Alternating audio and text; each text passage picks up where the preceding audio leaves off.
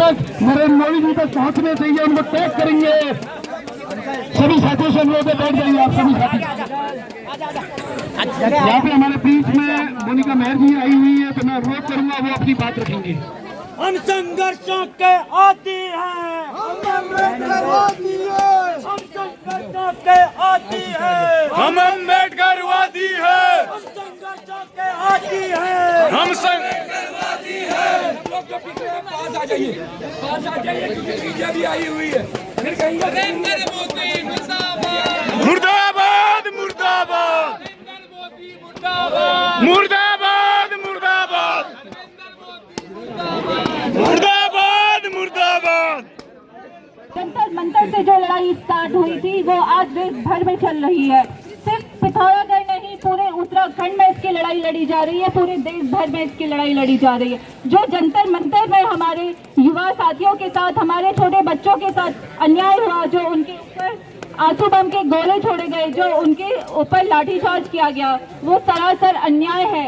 ये सरकार के द्वारा हमारे बच्चों पर अन्याय किया गया। ये सरकार का निर्देश था कि हमारे बच्चों पर लाठीचार्ज चलाया जाए, और किसका निर्देश था? वही फेक हमारे मोदी के इशारों पे, अमित शाह के इशारों पे ये लाठीचार्ज किया गया। मैं पूछना चाहती हूँ अमित शाह से, क्या तुम्हारे बच्चे बच्चे हैं, औरों के बच्चे बच्चे नहीं हैं? क्या उन्होंने अपना हक मांगने का अधिकार नहीं है? ये लोकतंत्र है, ये संविधान है। कहाँ है आपका लोकतंत्र, कहाँ है आपका संविधान? आपको पता नहीं है कि लोकतंत्र क्या होता है।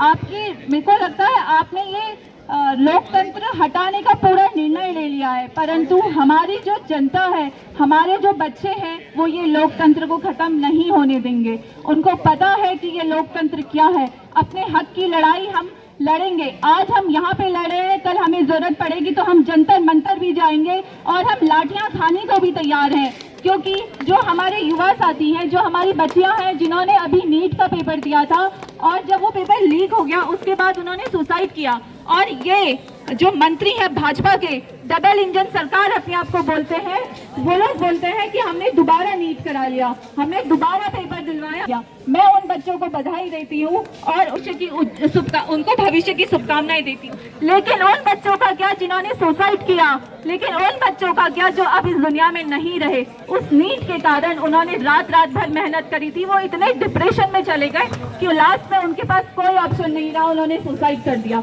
आज आप बहुत ठीक दबा रहे हैं कि दोबारा नीट हो गया, बच्चे दोबारा से सिलेक्शन हुआ है, लेकिन एक बार आप उन माँ बाप के घर पे जाइए, उनकी जो बीत रही है आप उनसे पूछिए, फिर आप अपनी पीठ थपथपाइएगा। अगर आप अपनी पीठ थपथपा रहे हो कि नीट का पेपर आपने दोबारा दिलवा दिया, एक बार आप से पूछिए, उनके बच्चों को वापस लाके उन पेरेंट्स को दीजिए, तब आप अपनी पीठ थपथपाना। मैं आपसे पूछना चाहती हूँ कि कब तक हम ये अन्याय सहेंगे? कब तक हमारा बच्चा बेरोजगार रहेगा? कब तक ये सड़कों पे लाठी खाएगा? कब तक? मेरा आप सभी